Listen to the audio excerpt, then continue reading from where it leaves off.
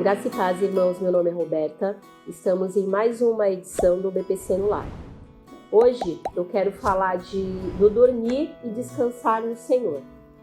E para exemplificar bem o que é dormir no Senhor, eu quero ler com os irmãos um texto que está lá em Atos, no capítulo 12. Eu vou ler do versículo 1 até o versículo 4. Até o versículo 4, isso.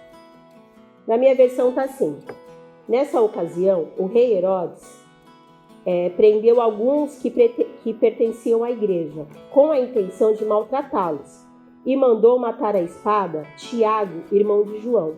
Vendo que isto agradara aos judeus, prosseguiu prendendo também Pedro, durante a festa dos pães sem fermento.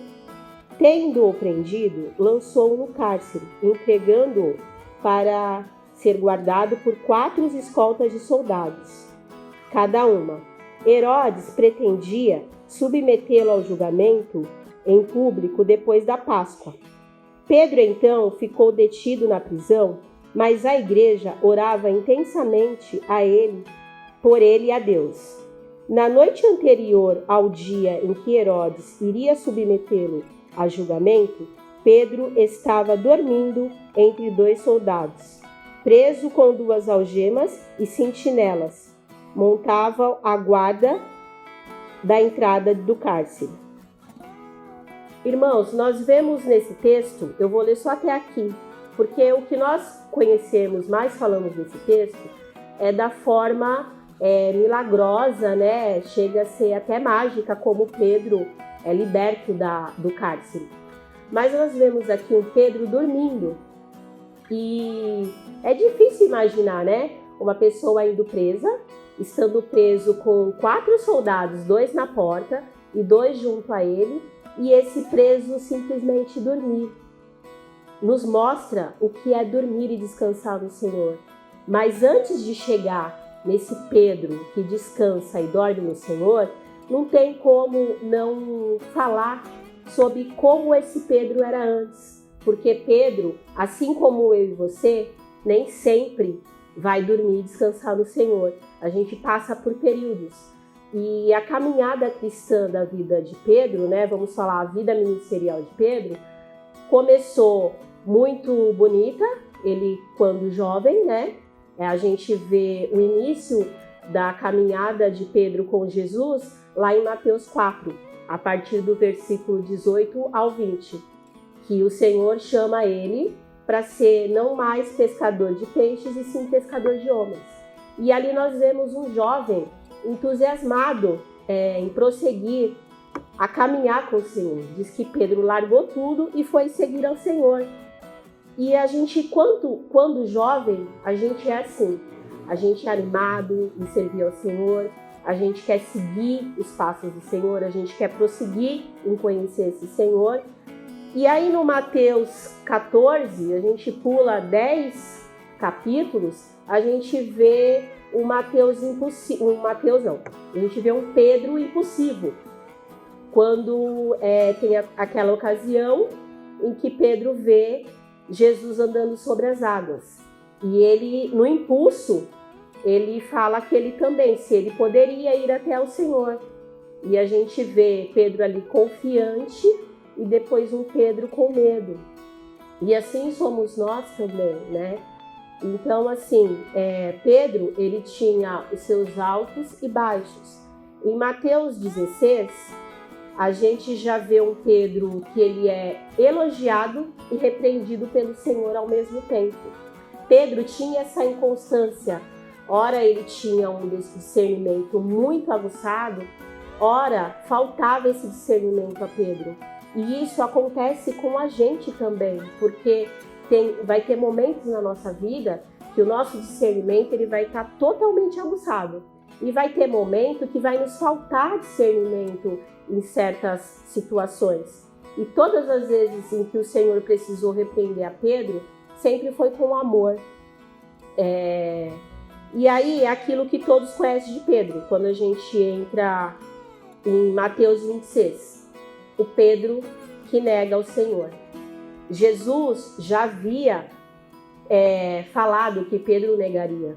E Pedro diz que não, ele jamais faria isso. E aí a gente pega aqui um Pedro que caminhava com o Senhor, seguia o Senhor, viu esse Jesus fazer tantos milagres, e aí acontece aquilo que o Senhor já havia predito.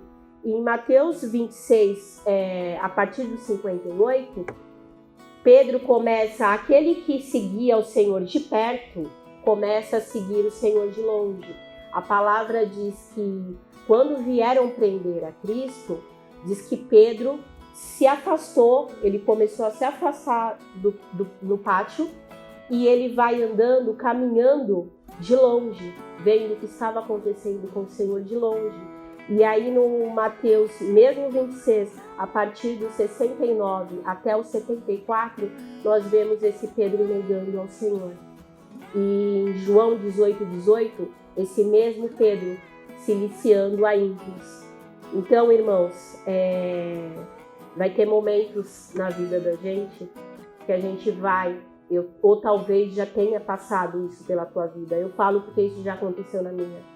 E a gente querer negar o nosso chamado, negar que temos que caminhar com o Senhor e querer retroceder. Ou querer caminhar com o Senhor, mas caminhar de longe. Hoje eu não vou na igreja porque... hoje eu não estou com vontade. Hoje eu vou acompanhar o culto, mas agora a gente tem essa facilidade. Eu vou acompanhar o culto da minha casa. Mas agora eu tenho essa abertura de poder, mesmo em meio à pandemia, a me inscrever e estar no culto presencial. Mas eu quero manter a distância, eu quero ver a distância, porque para mim está cômodo. Só que quando chega no 26:75, mesmo texto de Mateus, a gente vê um Pedro arrependido. Porque Pedro lembra das palavras de Jesus, de que ele o negaria 3 vezes, antes que o galo cantasse 3 vezes. E quando o galo canta, Pedro ali, ele é acometido por uma tristeza, por um arrependimento enorme. Então, irmão, eu não sei que momento você está da sua vida. Se você está nesse momento eufórico, começando a caminhar com o Senhor, se você chegou nesse momento impulsivo, que às vezes você quer atropelar até mesmo a liderança da tua igreja, querendo fazer algo que você não está capacitado ainda para fazer, como Pedro fez, ou se você chegou nesse momento em que você negou ao Senhor, mas eu espero que você esteja no momento arrependido, querendo retomar ao Senhor.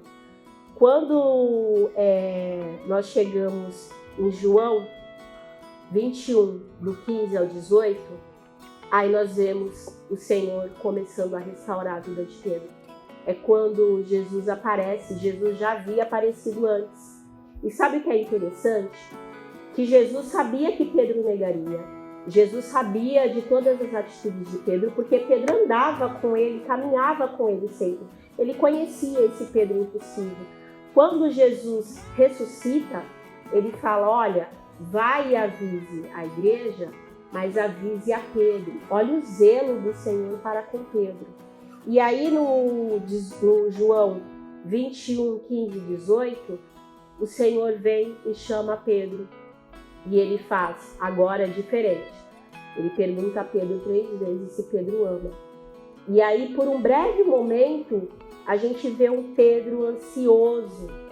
Mas depois Pedro entende. É quando Jesus fala pela 3ª vez: Pedro, tu me amas? Então apacenta as minhas ovelhas. E aí Jesus fala: antes você fazia as coisas do teu jeito. Você era impossível. Agora você vai andar da forma que eu vou te instruir. Porque Jesus precisava desse Pedro maduro. Então, irmãos, para chegar a esse grau de maturidade cristã, a gente precisa ter esse convívio com a palavra diariamente. É o Espírito Santo que vai nos capacitando, é Ele que vai nos demonstrando que Ele nos ama, e nós precisamos demonstrar o quanto amamos esse Senhor.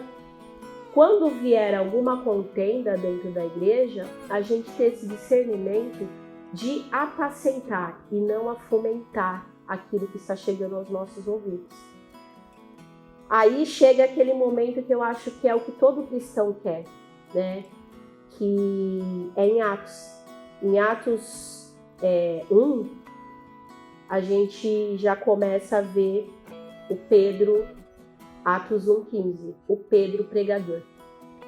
Ali Pedro já havia sido restaurado e a gente vê um Pedro discursando, um Pedro falando com ousadia, com autoridade. E essa autoridade dada pelo Senhor, esse poder dado pelo Senhor para Pedro, é onde tem aquilo que toda a igreja quer viver, que é o descer do Espírito Santo, esse momento do Pentecoste. E a gente vê um Pedro aqui transformado. E aí, quando chega no versículo 4, nós vemos a primeira prisão de Pedro. Anteriormente, a gente vê Pedro curando. Depois da morte de Cristo, a gente só vê o primeiro milagre acontecendo com Pedro e João, que é a cura do coxo. E aí, no capítulo 4, Pedro é preso. E aí nós não vemos um Pedro que nem nós vimos anteriormente, quando Jesus é preso, aquele Pedro com medo de ser preso também. Nós vemos aqui um outro Pedro, um Pedro confiante, que quando ele é apresentado aos escribas, ele fala com ousadia, ele não tem medo de falar da palavra do Senhor. E aí nós vemos depois no capítulo 11 de Atos, um Pedro já tendo visões, experimentando um arrebatamento. Pedro é o primeiro dos discípulos a falar com gentios. Então a gente vê um Pedro totalmente diferente, até nós chegarmos no texto que nós lemos de Atos 12, de um Pedro preso e dormindo, estando em cárcere com 4 soldados. Porque esse Pedro agora já conhecia o Senhor de com ele andar, ele já havia sido restaurado e ele estava literalmente descansando no Senhor. Se nós pegarmos qualquer documentário de prisão, você não vai ver um preso dormindo tranquilo, sabendo que além de estar algemado, ele tem 2 homens do lado dele, guardas, e 2 homens do lado de fora também. E sabendo que no dia seguinte ele vai ser apresentado e ali ele não sabe se ele vai ser julgado assim como Jesus que ele tinha presenciado foi, e o que iria acontecer. Esse Pedro está dormindo enquanto a igreja estava fazendo contínua oração. Irmãos, para quem tem insônia, sabe o quanto é difícil dormir. Para quem está passando por algum problema ou alguma situação que a gente fala, isso está tirando o meu sono, sabe o quanto é difícil deitar a cabeça no travesseiro e dormir. E hoje eu venho com essa palavra de dizer, dorme e descansa no Senhor. No Salmo 127, a palavra diz que em vão vigia o sentinela se o Senhor não guardar a casa ou a cidade. Diz que o Senhor dá os seus enquanto eles dormem. Eu acredito que foi essa experiência que Pedro teve, por isso que Pedro dormiu. Então eu te convido hoje a vivenciar isso, a dormir e descansar no Senhor. Mesmo em meio à situação que você está vivendo hoje. Mesmo que você pare e pense, Roberta, mas você não sabe o que eu estou vivendo. Para você dizer, deita, dorme e descansa no Senhor.